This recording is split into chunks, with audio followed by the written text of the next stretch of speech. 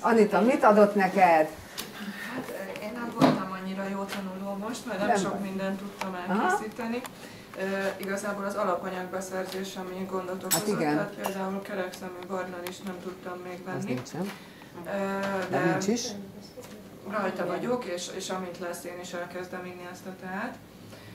Amit elkészítettem, a kétféle levest, a 4 zöldséglevest, illetve a karfiolos levest, és ezt reggelire iktattam be, mert az egyik videódban láttam, hogy te is levest leszel reggel. Igen.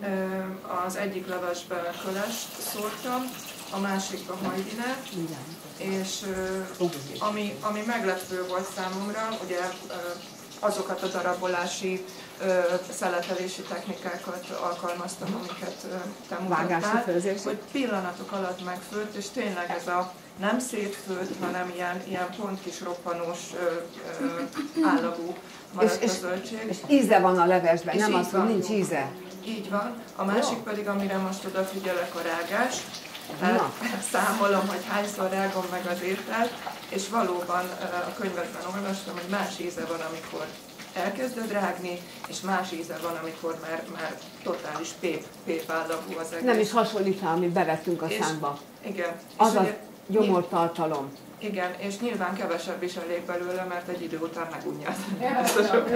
Meg hamarabb többször ivadik föl, tehát akinek gasztritis, gyomornyálkahártya gyulladása, refluxa vagy bármi gyomor problémája van, azzal, hogy megrágja az ételt, meggyógyítsa magát szinte. Nagyon jó.